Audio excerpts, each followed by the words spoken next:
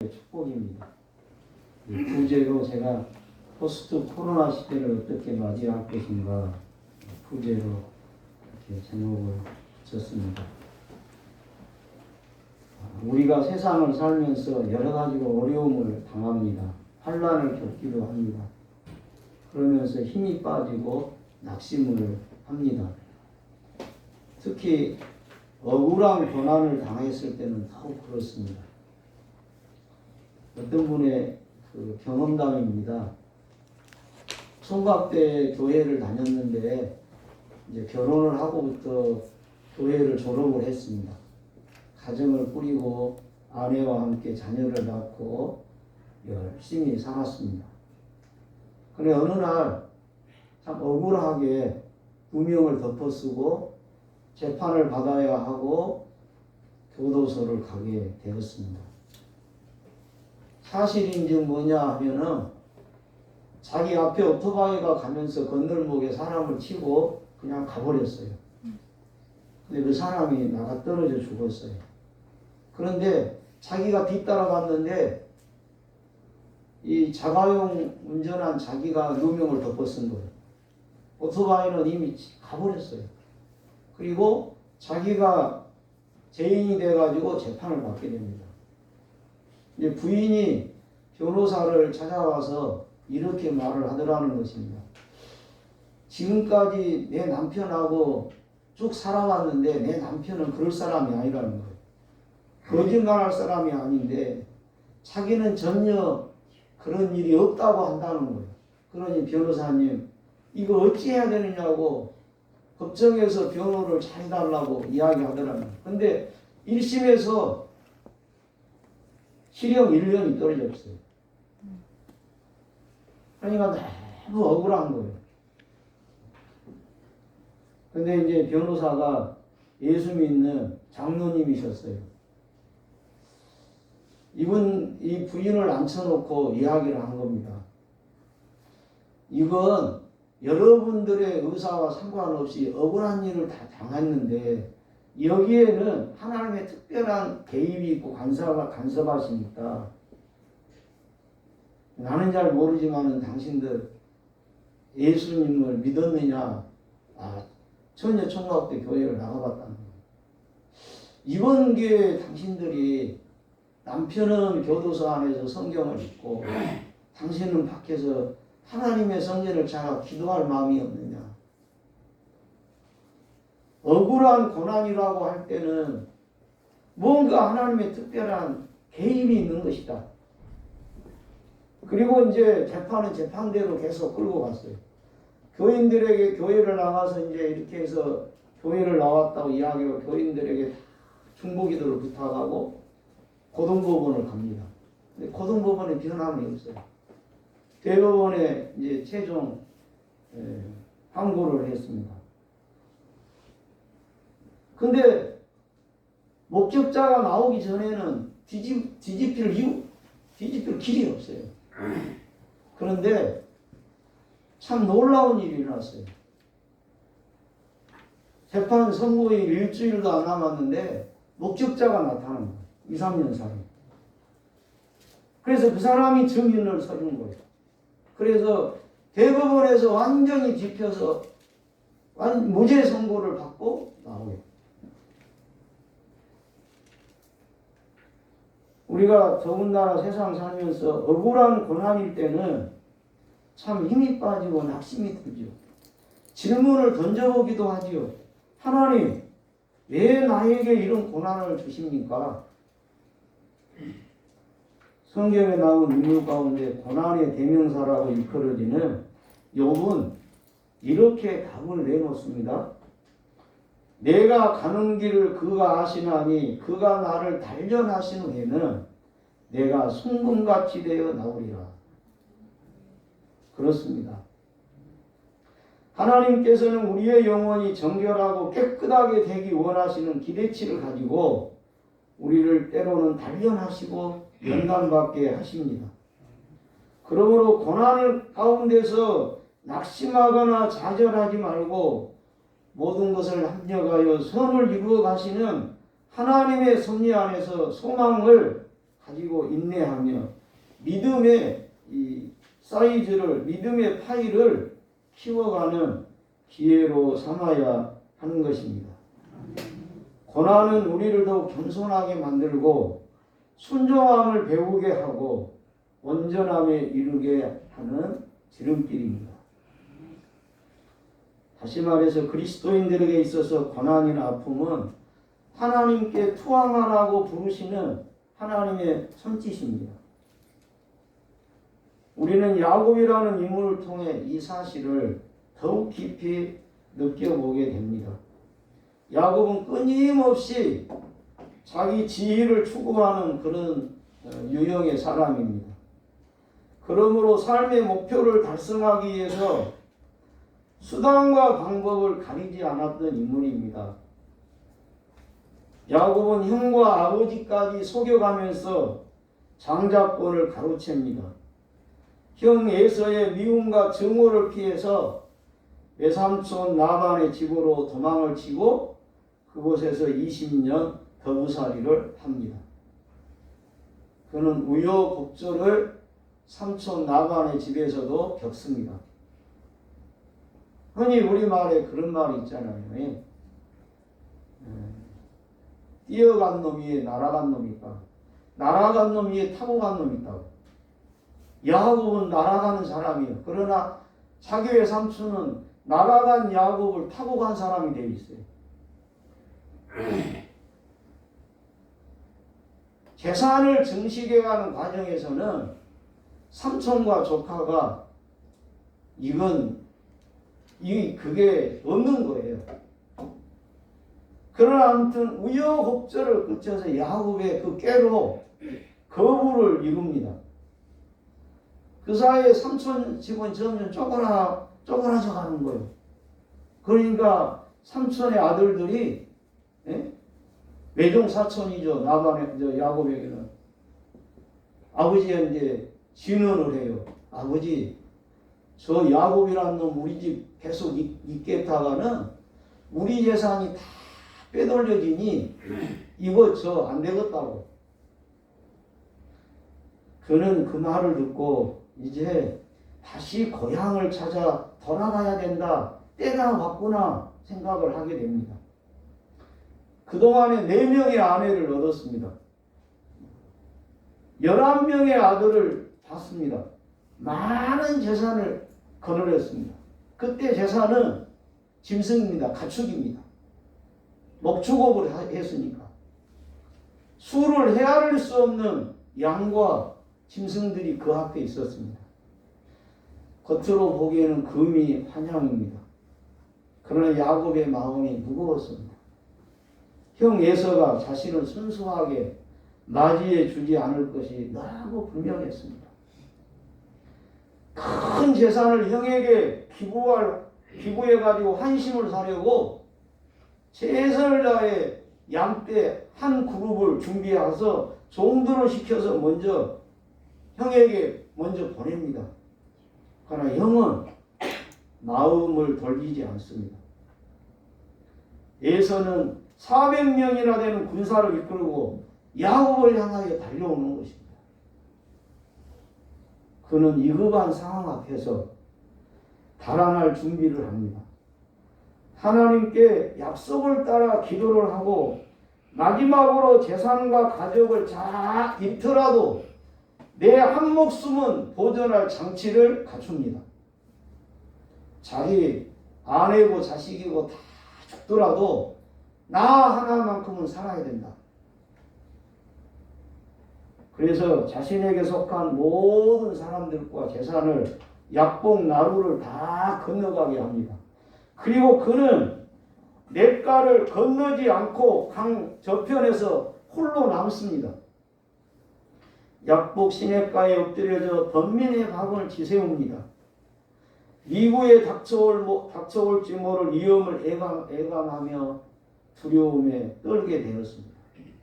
복수를 맹세하는 형 에서의 땅에 들어서야 한다는 이 절체절명의 현실 앞에서 그는 추운지 더운지 배가 고픈지 부른지 몰랐습니다. 자신의 모습이 낯설고 두렵기만 했습니다. 무엇을 위해 그렇게 발버둥치며 지금까지 살아왔던가? 그 밤 야곱은 완전히 해체를 당합니다. 무너지고 무너져 결국 나라는 것이 아무것도 아니라고 하는 것, 그걸 절감합니다. 그러자 마침내 어두운 밤이 물러가고 아침 해가 솟았더라고 성경은 기록하고 있습니다. 야곱이 무너진 자리에 이스라엘이 새롭게 피어나게 되었습니다. 한 절 한 절을 이제 읽어가면서 야곱의 항복, 곧 나의 항복이라는 주제로 말씀을 전하려고 합니다. 24절 야곱은 홀로 남았더니 이렇게 시작이 됩니다. 야곱이 야복 나루를 건너지 않고 왜 혼자 남으려고 했을까? 우선 재산과 가족을 다 잃더라도 나 하나만은 살아야 한다는 자구책이었습니다. 그러니까 여러분 믿을 놈 하나도 없는 거예요. 막다른 골목에 가면 지 하나 살리는 것이지. 네? 그러나 밤이 깊어갈수록 그는 이제까지의 자신의 삶을 근원부터 새롭게 돌아보게 되었습니다. 혈투로 이루어진 자신의 삶의 성공, 그러나 그것이 오늘 한낱 물거품에 불과하다는 것을 깨닫습니다. 자신의 그 쓰라린 과거를 끌어안고 홀로 하나님 앞에 서게 되었습니다. 사람은 자신의 뜻대로 모든 일이 잘 되면 자신을 제대로 인식하거나 바라볼 수 없습니다. 자화자찬에 빠지기 쉽습니다.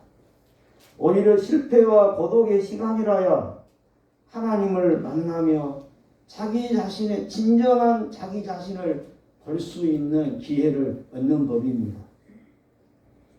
어떤 사람이 날이 새도록 씨름했다고 했습니다. 여기서 씨름은 격투한다는 뜻을 가지고 있습니다. 이 씨름의 주도권은 야곱에게 있는 것이 아니라 하나님의 대사로 온 천사였습니다. 그러니까 되짚어 보면 그 자리로 이끄시는 분이 하나님이었다는 것입니다. 그대로 나아가서는 안 되기 때문에 야곱을 그곳에서 만나기로 작정하신 것입니다. 하나님께서는 야곱의 삶에 개입하셔서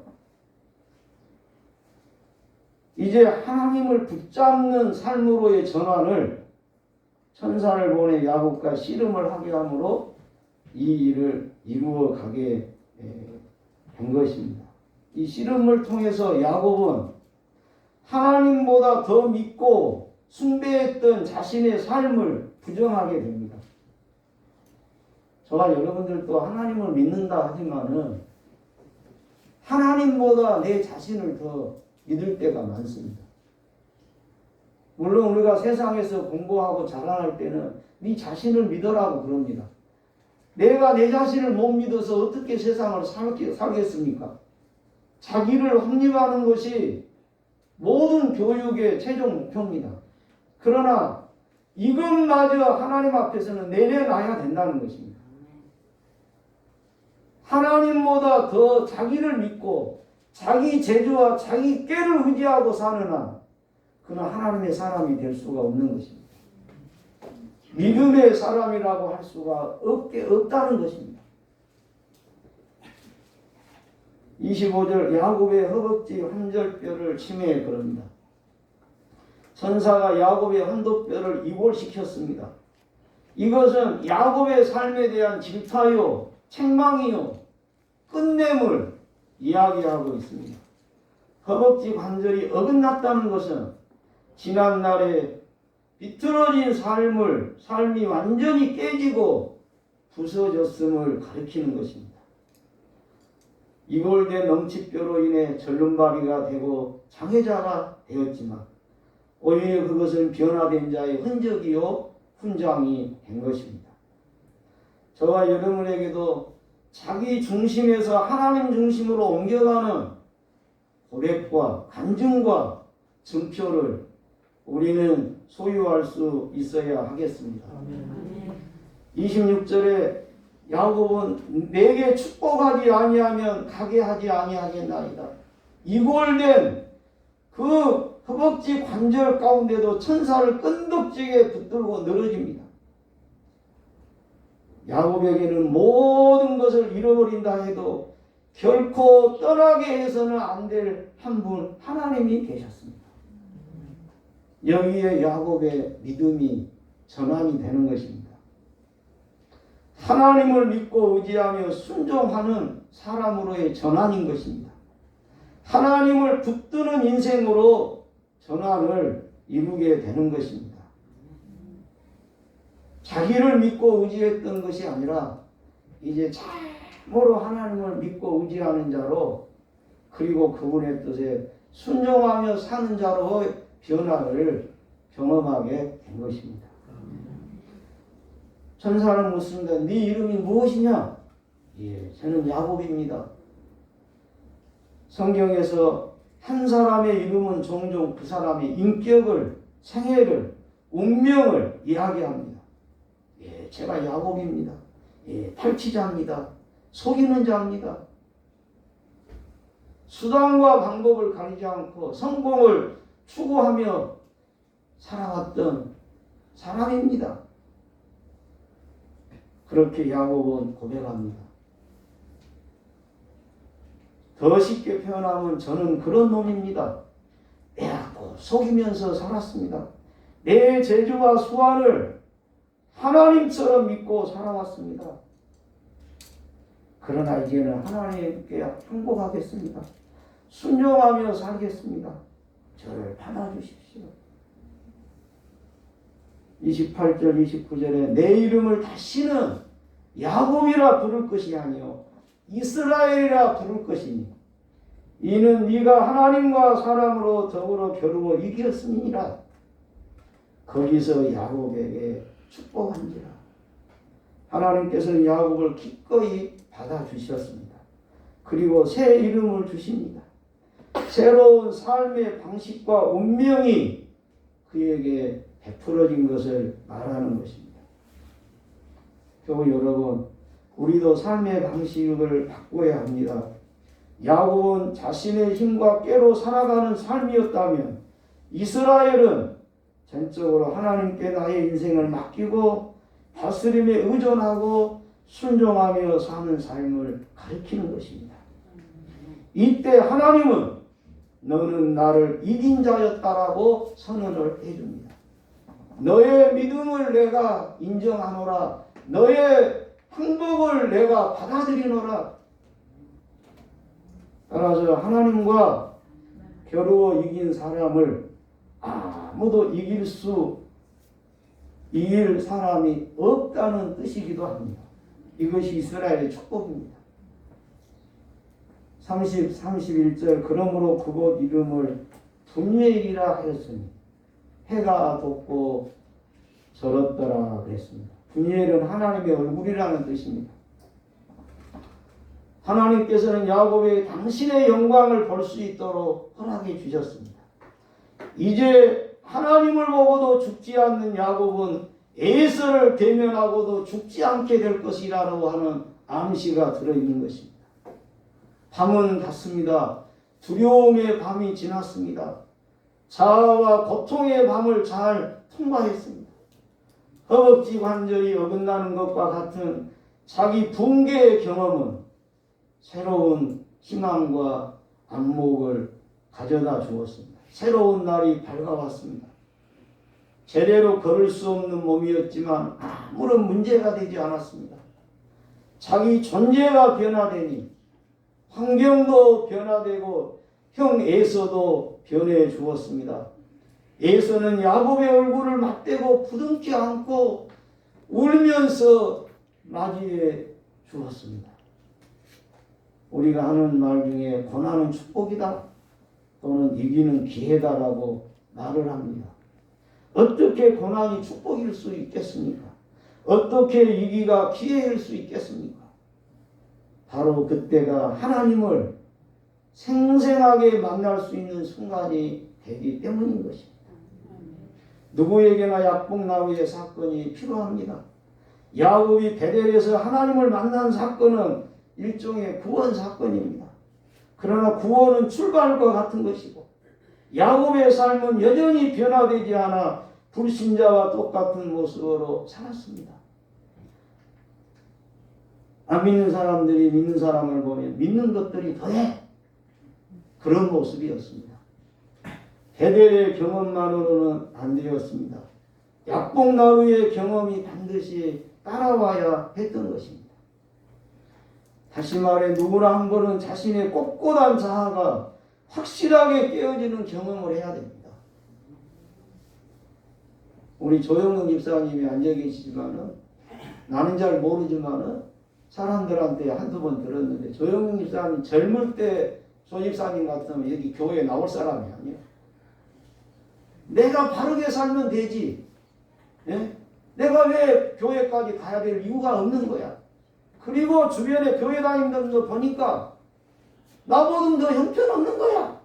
그러니 내가 교회 나갈 이유가 없는 거야.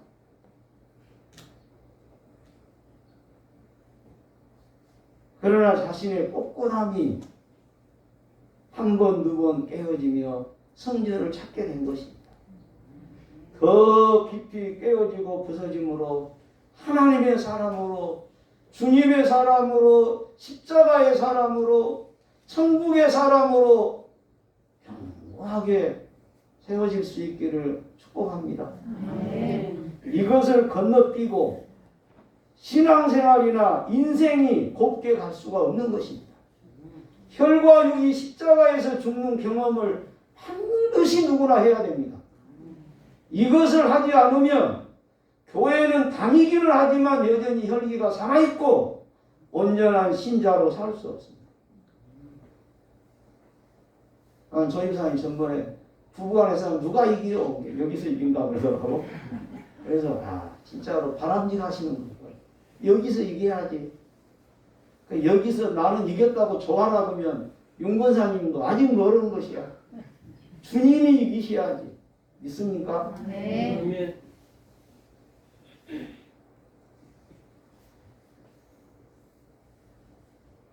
우리 속히 두 손 두 발 다 들고 항복합시다. 빨리 항복할수록 좋습니다. 자, 그런 의미로 두 손 들고 천부 여기 없어. 천부여 의지하소서 손 들고 옴내나 죄를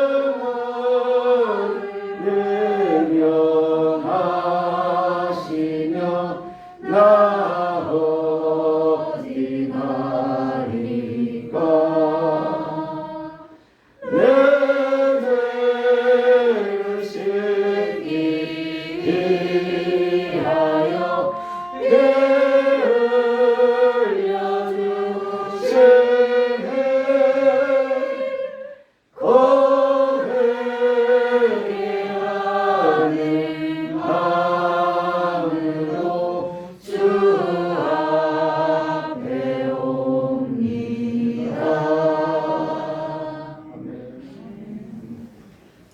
사랑하는 교회 여러분, 저와 여러분이 나의 성공을 위한 삶을 포기하고 내 안에 내 생애 속에 역사하시는 주님의 성공을 위한 삶으로 전환되고 변화될 때 앞으로 우리가 포스트 코로나 시대에도 두렵지 않을 것입니다. 불안과 두려움과 염려와 걱정을 물리치고 확신과 평안과 담대함으로 우리가 이 세상을 살아갈 수가 있게 될 것입니다. 우리도 야곱처럼 살아온 삶의 틀을 내려놓고 하나님께로 투항하여 주의 성공이 나의 성공으로 되돌아오는 형통한 삶을 살아갈 수 있기를 축복합니다. 기도합시다. 주여, 우리가 주께로 나왔습니다. 천부여 주옵소 손들고 왔습니다.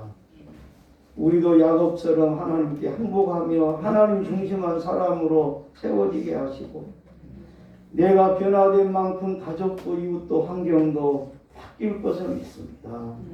주 예수님의 이름으로 기도합니다. 아멘.